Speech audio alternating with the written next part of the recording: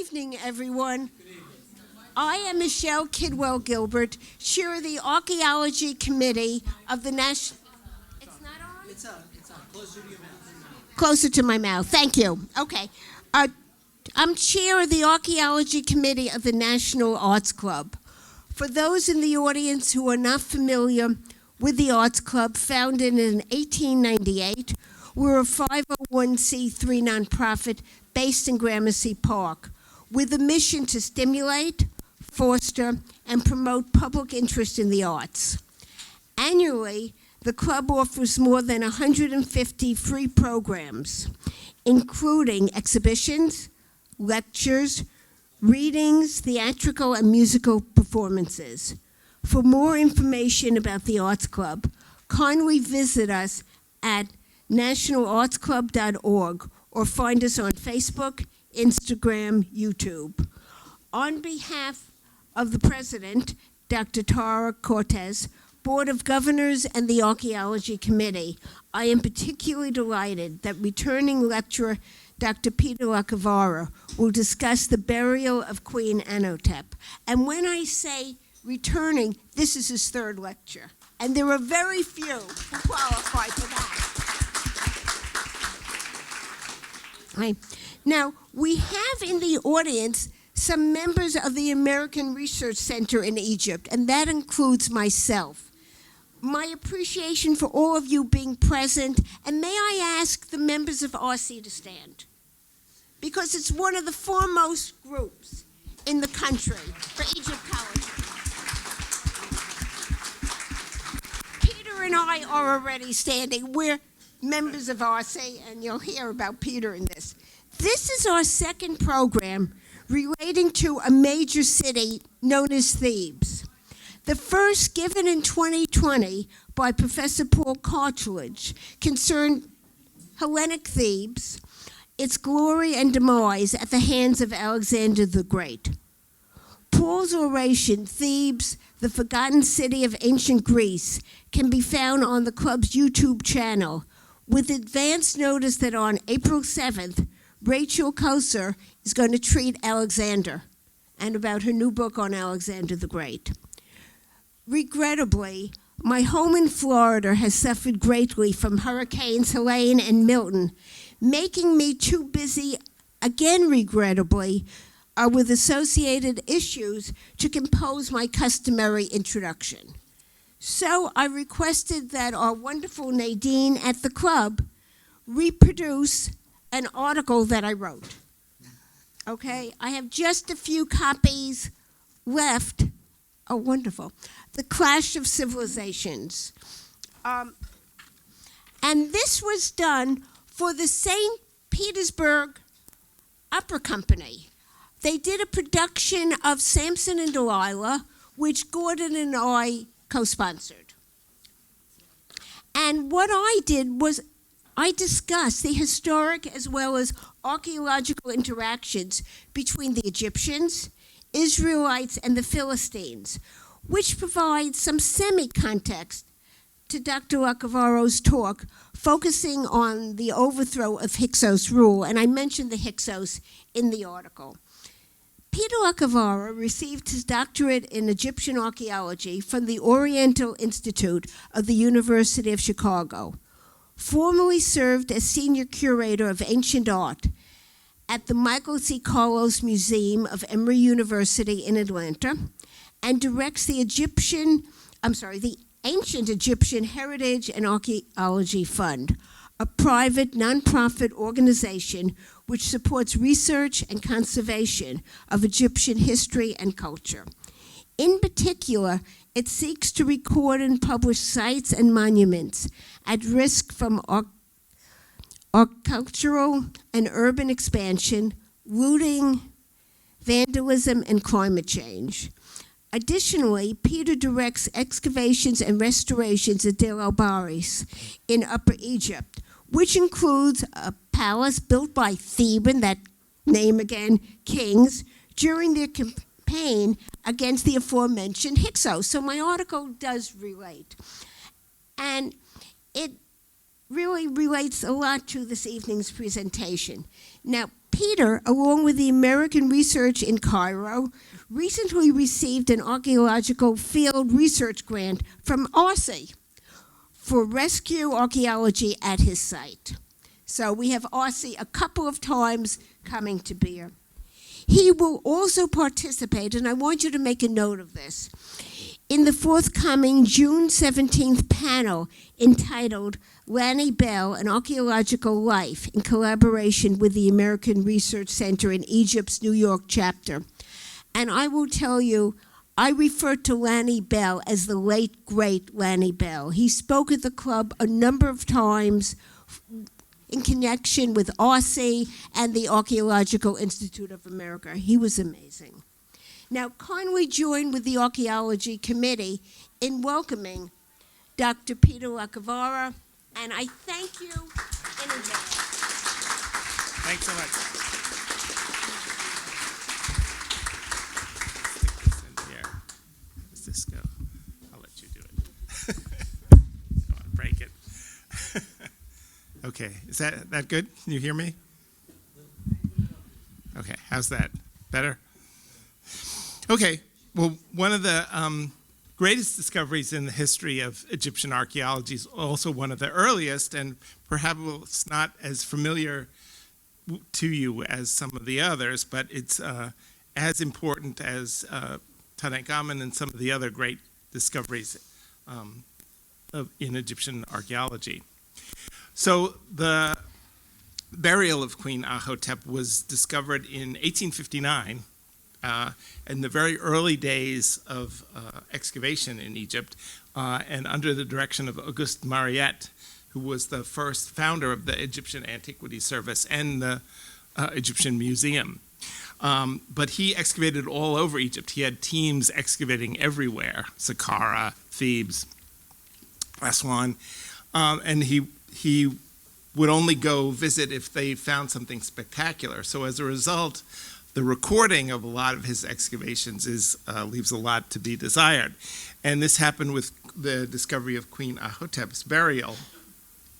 I say burial and not tomb because she apparently was found just in a hole in the ground, although there's some debate as to what that really was. She was found in the north here at a place called Dra Abu Naga. So if those of you who've been to Egypt, if you go to the Valley of the Kings, it's just off to the north as you turn to drive into the Valley of the Kings. And that was an area that had a lot of the burials of the rulers of Thebes in the Second Intermediate period. And her treasure was quite spectacular. You can see here, she was in this beautiful gilded coffin and had all kinds of gold jewelry, gold and inlaid weapons, and other emblems. You can see here. So quite spectacular, but there was, again, it was found, in the early days there was a struggle actually over this.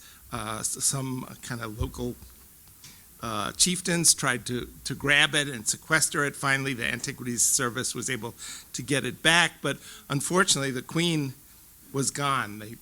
They must have disposed of the body. In those days, they didn't care much for mummies. But Ahhotep, not only was it a great treasure, but she was a very important historical figure. Again, she lived during the Second Intermediate period, a period when Egypt, as Michelle had said, was invaded by the Hyksos. And she was credited really with holding the country together and eventually leading the charge to expel the Hyksos and really set the pattern for strong royal women we have in the New Kingdom. So Hatshepsut, Queen T, Nefertiti, all kind of harken back to her pioneering role in ruling Egypt. And so during the Second Intermediate period, Egypt is kind of occupied in the north by this group called the Hyksos, and in the south by the Nubian kingdom of Kerma at Kush. And so they move into Egypt. So the traditional pharaohs of Egypt are limited just to this small area around Thebes. And the Hyksos, we now know a great deal more about them than we knew previously, thanks to excavation that we'll talk about. But they were a group that migrated into Egypt, into the Delta, at the end of the Middle Kingdom.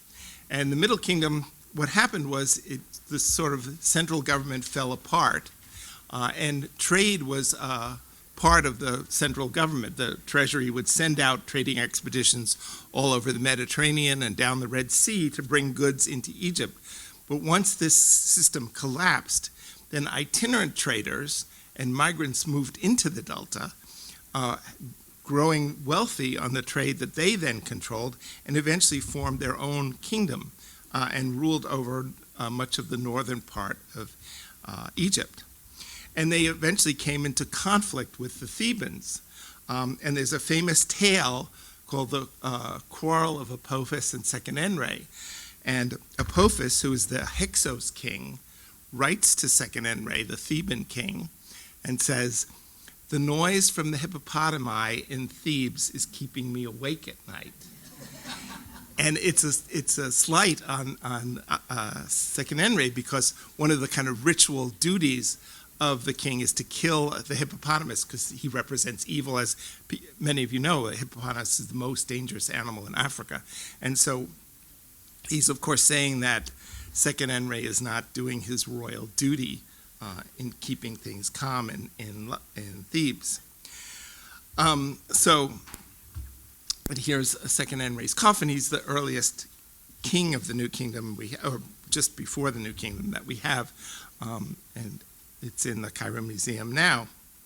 Unfortunately for Seqenenre, things didn't work out so well, and he was killed in battle. And they actually, examining the body, the mummy, you can see these axe wounds in his head, and these are axe wounds made from the kind of, it's called a crescentic axe, which the Hyksos used. It's not an Egyptian axe, but a kind of battle axe known from the Levant. So with Seqenenre gone, it fell to his widow, Ahhotep, to keep the country together. And so Ahhotep had married Seqenenre, probably her brother, which often happened, particularly in this royal family. And she had probably two sons, Kamoza and Ahmoza. Some people suggest Kamoza was a brother of Seqenenre, but we're not sure. But in any case, they succeeded Seqenenre, although they were probably quite young at the time. So she perhaps acted as regent, which is why she's so venerated in later times. So again, so she sort of then, with her two young sons, sort of held Egypt together. And Kamoza, when he takes the throne, then complains about having to share Egypt with the Asiatic Hyksos in the north and the Nubians in the south.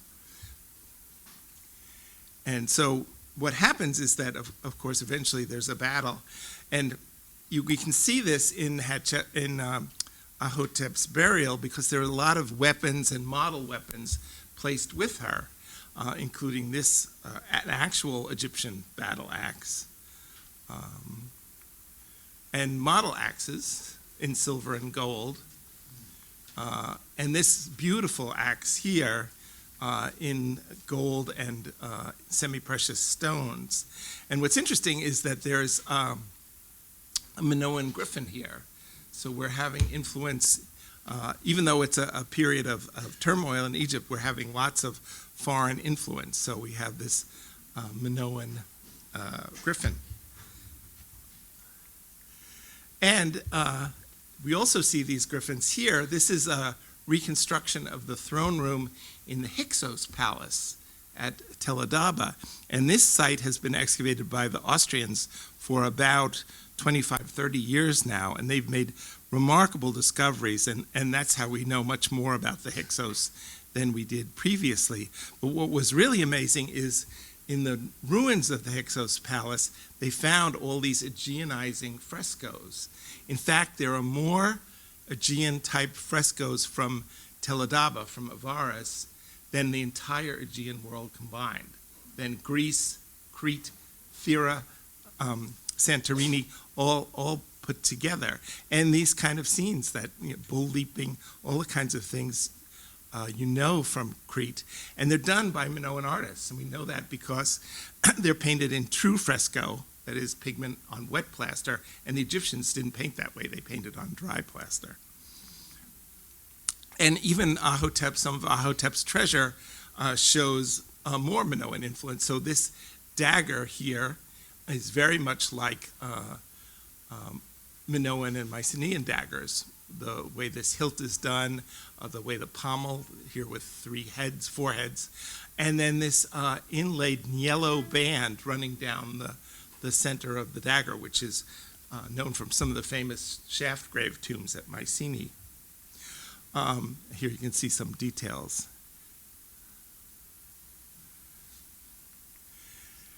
And here's two daggers from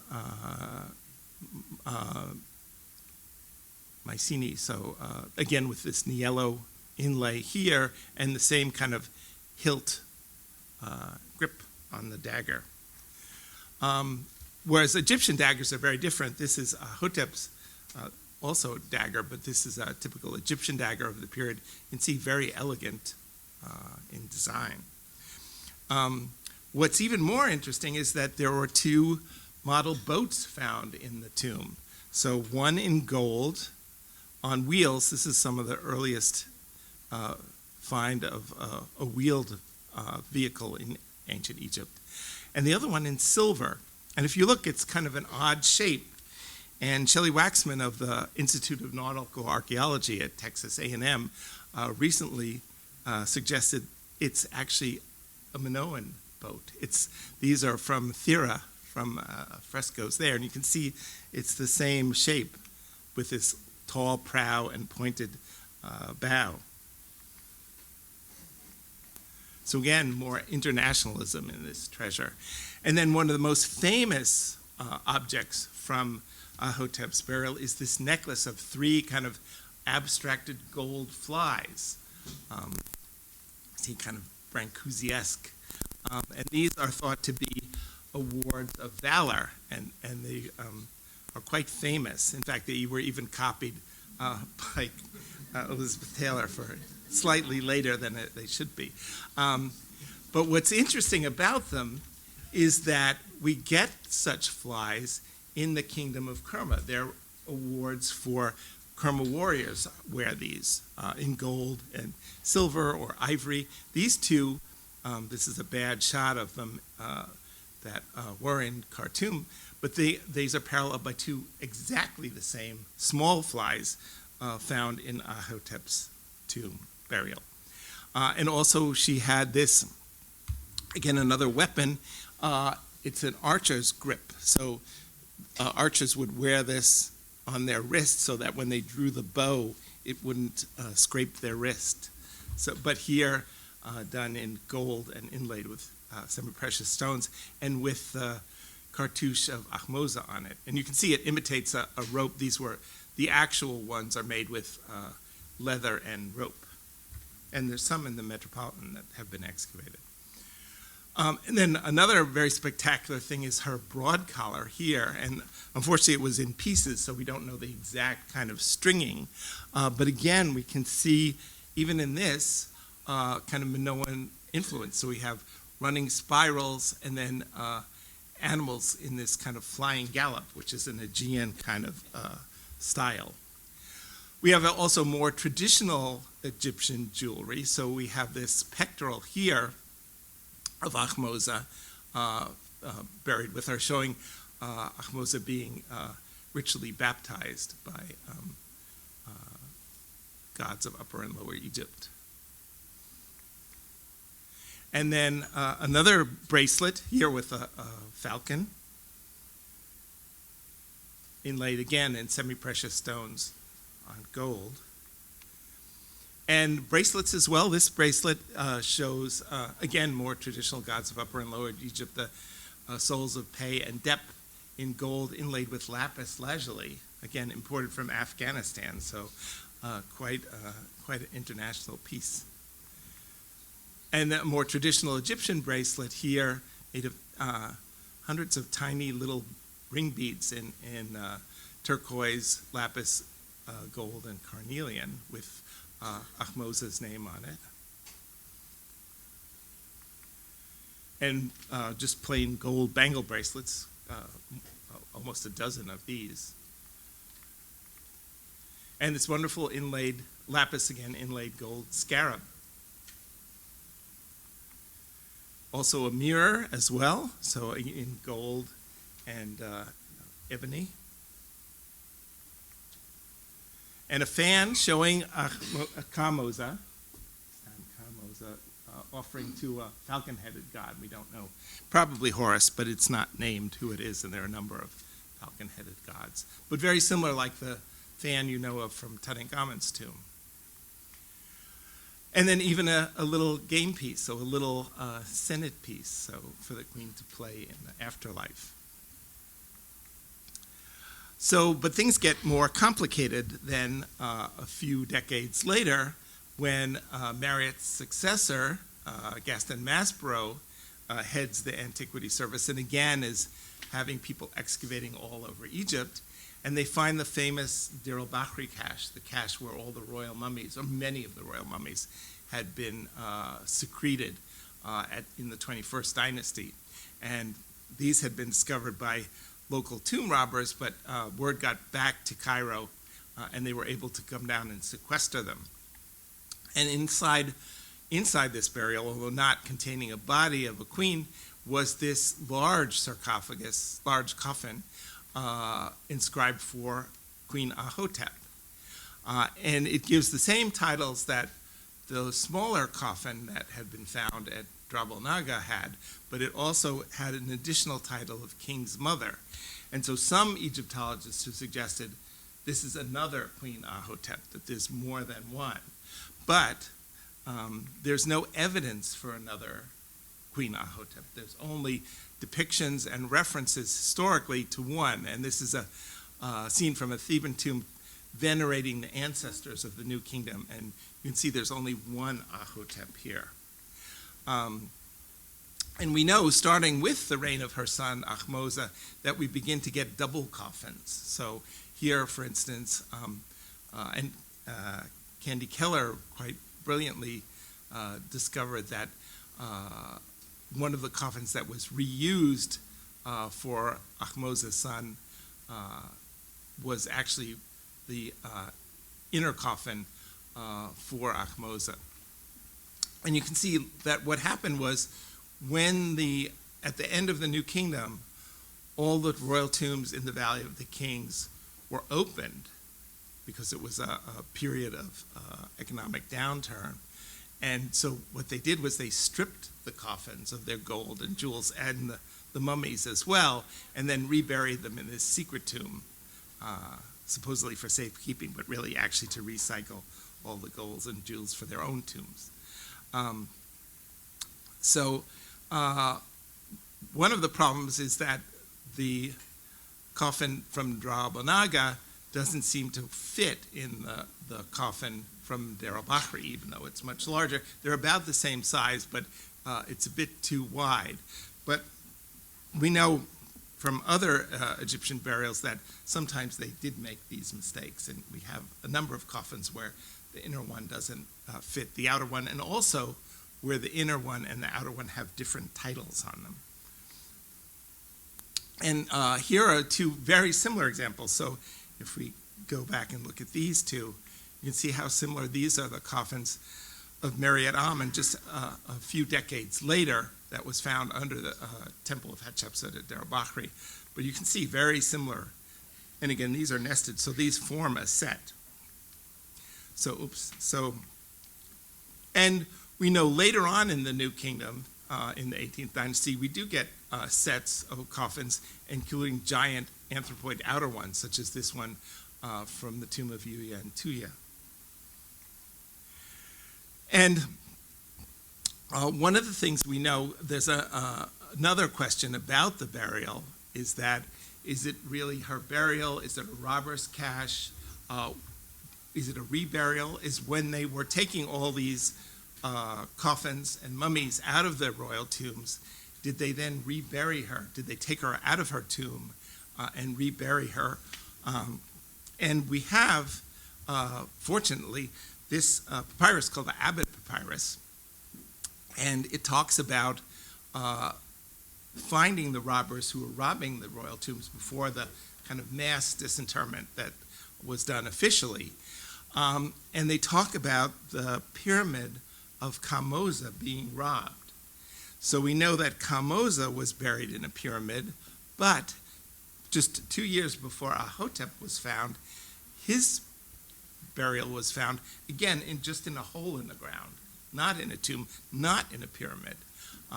And he had very similar equipment in his burial. So a mirror just like Ahhotep's, a dagger just like Ahhotep, part of an archer's brace, again, just like Ahhotep, and golden bracelets here kind of inlaid. So clearly he had been buried in a pyramid and then reburied in this hole in the ground quite near where Ahhotep had been found. And then another burial in the same area was found by Flinders Petrie in the early part of the 20th century. And this was, again, another spectacular, one of these very large coffins, this time gilded, and with great gold jewelry in it as well.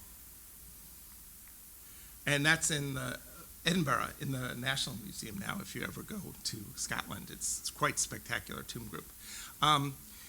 And then recently, very recently, Zahi Hawass just x-rayed the mummy of Amenhotep I, who was also, of course, reburied in the Deir al-Bahri cache.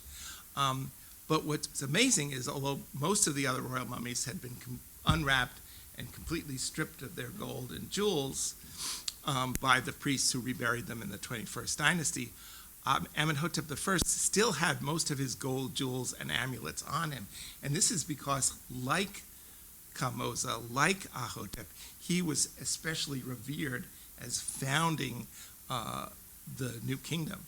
And so I think perhaps because of the reverence shown to him, just like the others, he wasn't stripped of his gold and jewelry. The other issue that comes up with Ahhotep's treasure is that some scholars have suggested, well, this is an odd group of things, boats and weapons, and maybe this is just an odd lot of stuff thrown together, and this really didn't all go with Ahhotep. Why would it? And again, since there are very sketchy records, it left a big question mark as to if this treasure really did all belong to Ahhotep. But I think we finally have an answer to that, is that just north of Thebes, at a site called Deir al-Balas that was first excavated by George Andrew Reisner in the University of California in 1900, they found the capital, the forward campaign palace of Second Enrei. And here's a kind of reconstruction of what it may have looked like. And then in excavating it, Reisner found in front of the tomb, in front of the palace, in the kind of debris of abandonment, because once the Hyksos were expelled, the site was abandoned. It was no longer needed. But in this abandonment debris, in just a pile in front of the palace, he found all these mud models. And what's amazing about them is that they're all the same kinds of things that we find in Ahhotep's burial. So model jewelry, model weapons, model boats, and even model flies. So here we have the kind of some of the gold bracelets from Ahhotep, and then these mud model bracelets as well. And they're painted with orpiment, arsenic paint that's yellow, that's to imitate gold. Model bracelets, this is a model of a beaded bracelet, just like Ahhotep had. And even flies, again, just like Ahhotep's. These are the ones that are just like the Kerma flies. And here's one. Here you can see the ornament on it. And very finely made, but unbaked mud. Thank goodness it survived it. And model weapons, again, just like Ahhotep, model axes, model daggers, and just like her boats, model boats, even a model mooring post. So it seems that Ahhotep's treasure really did have some kind of significant meaning for the queen, and she's talked about in great terms. And so what happens then, of course, is that Ka-Moza and then Ahmoza are able to eventually expel the Hyksos. And we have one text from Ka-Moza that talks about sending the fleet from Thebes up to expel the Hyksos. And he talks about the provisions of food being sent from everywhere. And we've been working since for many years now at the site of Deir el-Blas, and there are ostraca, these fragments of pottery or flakes of stone that people used to write on. Papyrus was very valuable, so for letters and notes, they would use these other kind of flat things instead. And the ostraca found at Deir el-Blas include lists of ship's crews. Here you can see a ship hieroglyph, another one, and another one, another one. Ship's crews and provisions for the ships for expelling the Hyksos. And the fleet sails up from Thebes, probably from Deir el-Blas, and eventually conquers and expels the Hyksos. And working at the site now, we did some restoration. There was a lot of, we went back because there was a lot of looting during the Egyptian Revolution. So thanks to the very generous grants we've had from RC, we have been able to restore some of the monuments there, including this, what was Reisner called the South Palace, but actually it's not a palace, it's not a building at all. What they did was kind of sculpt the top of a hill to make it look like a building. It's sheathed with mud brick and would have a flat platform on top. And this was like an observation post. It was the top of a high hill.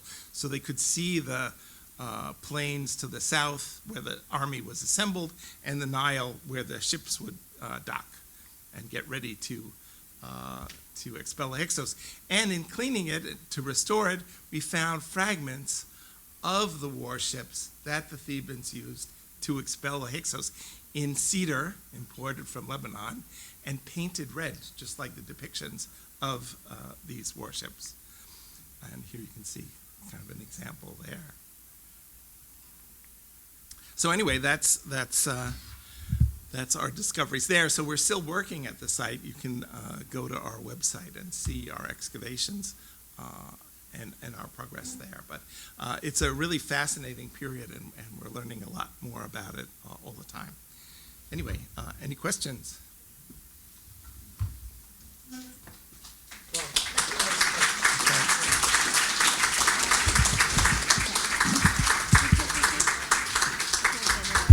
Thank you. That was absolutely splendid. Oh, thanks. And I'm going to have a question, but let me first see about the audience. I think I saw a hand. Well, I'll say it loudly so everybody can. Okay, thanks. Peter, hi. Thanks, Michelle. What I note about this period, you look at this splendor and the high quality of the gold artifacts in Ahhotep's tomb, and you look at just the number of pieces that included gold, which had to come most likely from Nubia, and precious stones, which came from the Levant and even further, and then you just showed us a piece of cedar from Lebanon. So despite the fact that the Egyptian kingdom itself was sandwiched between two apparently hostile kingdoms, all of this trade was going on. So I wonder what you have to say about that. So we don't. Well, a lot of the hostilities seem to break out late, in the reign of Second Enrei. So a lot of this material was probably already floating around Thebes before then, and some of it was probably recycled, as always. So some of it probably came from Middle Kingdom tombs and burials. But yeah, it's a good question. I mean, there is obviously a lot of international contact. And we know that, again, from some of the ostraca, that some of the ship's crews that were used, some of the mercenary soldiers used to fight the Hyksos were both Asiatics and Nubians. So again, they're not. We kind of tend to think of them as monolithic groups, but probably, they had rival dynasties who would ally themselves with Egyptians rather than the Kerma-Nubians or the Hyksos. So we're still learning more about it, but it's endless, series of discoveries. Yeah. I have two questions. When they made the I want to make sure everyone can hear you. Okay, sure. Hi, thank you so much. I have a two-part question. When they made the weapons and then all the art that's made, what was the process? Is it two people, an artist? They can't hear you. But when they made the weapons, When they made the weapons, what was the process? Because there's a lot of art on the weapons. So is it two different people or two different groups? And the other question is, what about the pets? How are pets handled in burials and so it was about the weapons and about the pets. Okay. So well, a lot of the weapons, most of the weapons that I showed were ceremonial. They weren't actual used in combat. So probably different artisans certainly worked on those, and we have depictions of workshops where we see different people making different parts of things. Henry Ford wasn't the first, so that is probably that done in piecemeal and then connected together. And as far as pets, we do have some. Actually, this period is particularly interesting because one of the things that comes in with the Hyksos is the horse, and we have a horse burial from Buhen in Nubia that's dated to somewhere in this period. So trying to figure out when the horse was actually introduced into Egypt is a big question. And of course, dogs and cats, they had them as well. In fact, one of Ahhotep's ancestors, his tomb stela has two of his hunting dogs depicted on it with their names. I forget what their names are, and their dog collars. So again, some things never change. Yes. I'll bring this back to you. It's easy. You can shout. Where are the find objects located now? Which? Find objects that you Oh, first. so all of the treasure is in the Cairo Museum. So one or two pieces I think escaped and are in the Louvre, but most are in the Cairo Museum. There's Yep. 1, 2. Okay, yeah, I'll bring this back. Yes.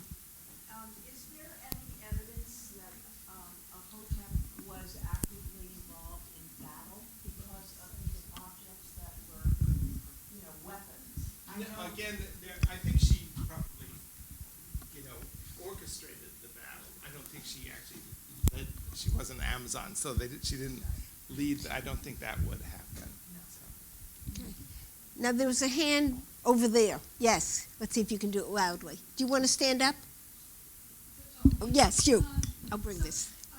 Is her jewelry in the new museum or in the old museum? It was, last I saw, it was in the old museum, but some of it, they sent some of it, unfortunately, they kind of broken up a lot of things. So some of the material is in the Luxor Museum, and most is in the Cairo Museum. I forget whether that's going to be transferred to the Grand Museum or not. Which is now open. Yes, Sort part of, of it, yeah. which is very exciting. Function of the boats, any thoughts about that, the two boat models? They're just kind of votive models, I guess. Again, probably representing the fleet that the Thebans used to expel the Hyksos. Okay. Now, yes, this group. Yes.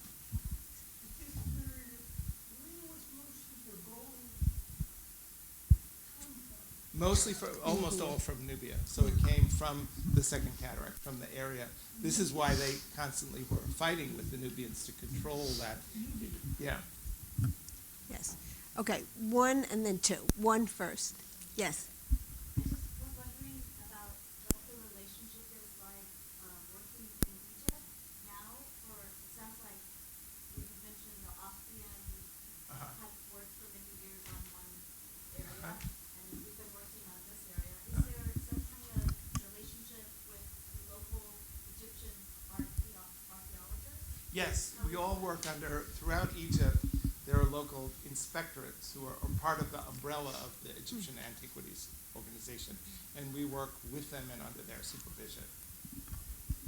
Yeah, And there was- You'll they're be of after. great help in facilitating the work. Yes, over there. Yes. Yes, you. Were you surprised by the Minoan influence? That was what I was going to ask about, so I'm No, glad. it's- I'm going to expand on that. It's so interesting, and I think somebody was asking about this because, of the Aegean frescoes in the palace of Avaris at Tel Daba. And we get Aegeanizing kind of decorations later on. We get it in the palaces at Malkata and Tel Amarna. And we also see it in the Levant, in Levantine palaces.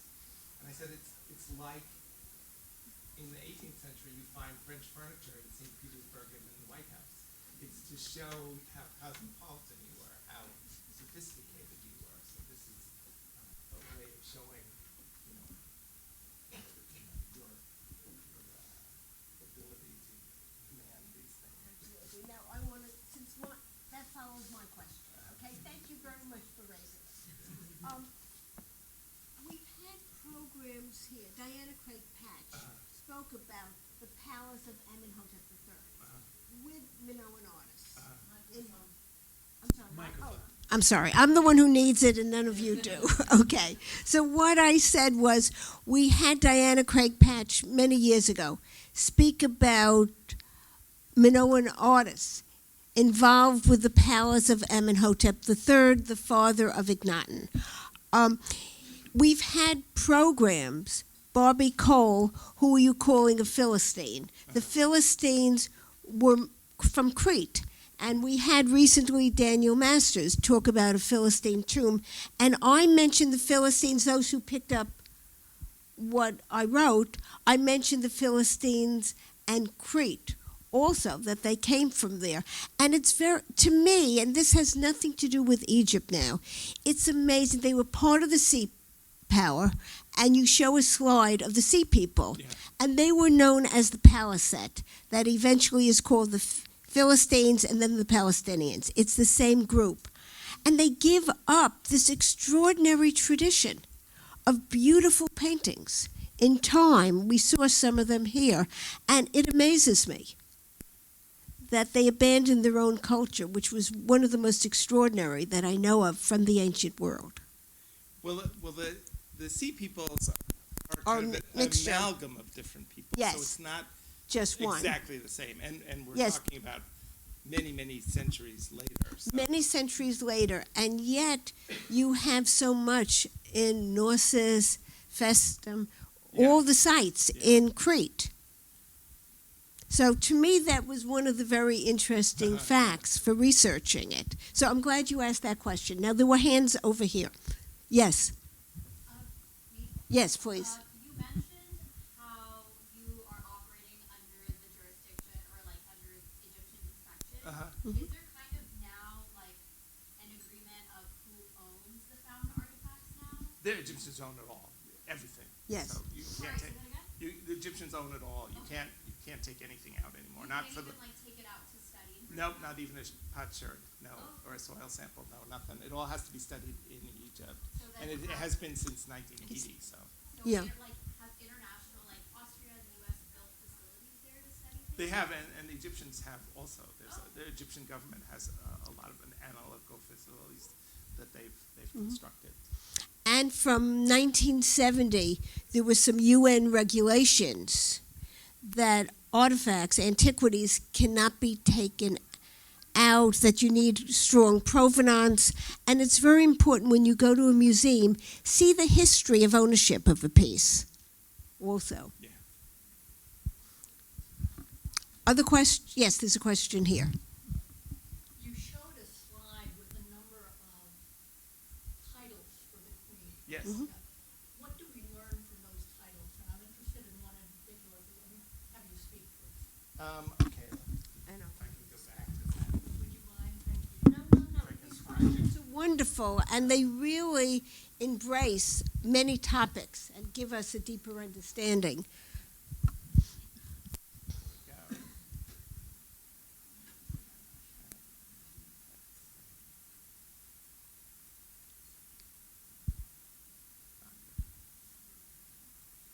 Yeah.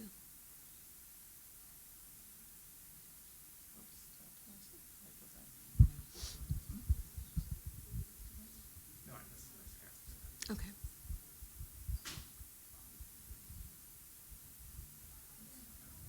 No, I didn't. Sorry. Yeah.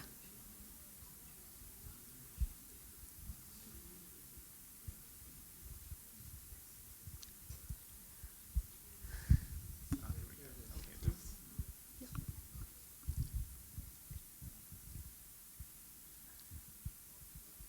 Yes. Okay. Okay. Yeah. Yes. Oh, sorry. It's funny. It doesn't stay. Okay. I'll put it right there. Yes. Won't touch it. Okay. Go ahead.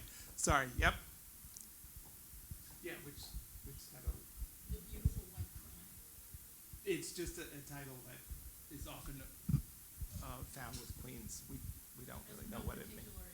No, what's No change of meaning. I'm interested in whether the titles have had any change in connotation when they're applied to her. no. We get it in other queens. In fact, what's really interesting about that particular title is that the Kurna burial I mentioned, that title is on that coffin. So we know it's a queen, but unfortunately, as all too often happens in Egypt, the name is gone, so we don't know who it queen? was. But what's really interesting about that burial, and again, it's in Edinburgh if you ever get a chance to see it, she seems to be a Nubian queen, not an Egyptian. She has all kinds of Kerma pottery with her, Kerma furniture, and they recently did an analysis on her stomach contents in Edinburgh, and she was eating sorghum, not wheat like the Egyptians, but sorghum, but like what the Nubians ate. That's interesting. So it's, and we see all the Nubian influence there. So we think again that there clearly must be connections between the Theban court and the kings, some Nubian kings, whether it was the kingdom of Kerma, which seems to be their enemy, or perhaps a rival dynasty who allied themselves with the Thebans. We don't know. But again, it's a really fascinating avenue to explore. Are there any other questions? Yes, it can be a long one. Thank you for your presentation. It's very interesting. This is new to me. This is the subject at all. But they have different nomenclature. I think you need the mic. Okay, surely. Are there different ways of naming the ancestors? Because I thought the husband of Nefertiti was Akhenaten, and that something else was on the chart. Sorry? I thought the husband of Nefertiti was Akhenaten, but something else was on the chart. Are there different nomenclatures?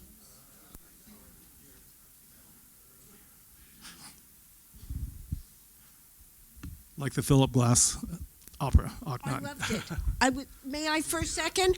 I was teaching Egyptian art when they had it at City Opera. It was so wonderful. I sent Philip Glass a letter and told all my students to see it. They're similar names, but they're not the same. My bad, sorry. Or it's like Ramses II wife is also Yes. By the way, I want to say something about the Philip Glass. Since you mentioned it, I saw it also at the Met. I preferred it at City Opera.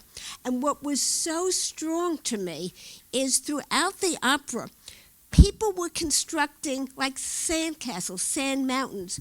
And then suddenly, at the end, they just kick them and the sand disappears. And that's what happens to the town. It disappears into the sands itself. It was wonderful. The Met was terrific also, but I did prefer the first. Opera's my favorite form of music. You have to understand it. Other questions? We'll do 1, 2. Yes. But I think you may need this or take your mask down. Probably not. Someone mentioned the topic of provenance. Can you say something about the things that are in the Met or the Louvre or in London? Are they going to be clawed back by the Egyptians?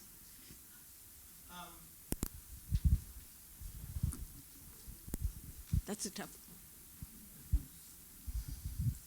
Well, I think a lot of the stuff in the Met and other museums was legally excavated and shared with the expeditions. In the old days, what happened is you would go excavate in Egypt, and at the end of your season, you would show the authorities everything you found, and they would take what was unique, what was the best for the Cairo Museum, and then you could have the other share.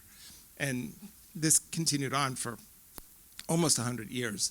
And it was great because, you know, museums got real provenance, scientifically excavated objects, and the Cairo Museum was able to build up its collections at no expense to them. It was all the excavation and transport, everything, usually conservation as well, was done by the foreign expeditions. But that sort of stopped in the 1980s.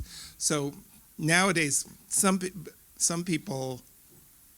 museums haven't been quite as circumspect as they should be and have bought things that, you know, are quite clearly stolen and need to go back. But certainly some people think, oh, everything should go back, and of course that's not possible, and there's no room in Egypt for all this stuff anyway, and it would all go in, no one would get to see it. It would all go in basements and things like that. So It's the issue of antiquities, who owns it. It's difficult and it's clear, and it causes problems, you know. But I'm glad there are regulations and that we have so many exhibitions in New York. We're so fortunate to be in the city. Now, I think, someone had a hand over here. No, I was wondering, which is basically an extension of the question, is there something out there like the Elgin Walk that it's been a contentious back and forth? Is there a museum that is really on the list of not responding? yeah, there are some. The Louvre has the zodiac from the Temple of Dendera that was blasted out of the ceiling, and that they've actually hidden. It's been Zahi's asked for it back, but they've actually hidden it. If you go to the Louvre, it's kind of hidden behind a screen now, and certainly that should go back. A lot of things should go back. The obelisk in Paris, the Luxor Temple is a complete temple facade, the only one we have from Egypt, and would have had up until the 1830s 2 obelisks in front. So it really needs to go back. There's some other things. There's a lot of debate about the bust of Nefertiti. I particularly don't think it's pretty ungainly. I don't think it's very beautiful. But there's some, because that was a part of a division, but people say the Germans pulled a fast one. So we don't, and other people say there's a lot of restoration. It didn't really look like that. So there are a few things that came out either very early or as part of divisions that maybe were not up and up. So there are kind of major monuments that they've asked for back and should go back. Well, I can't believe we've run out of questions, but it seems to be. I want to thank you, Peter, for another stellar lecture.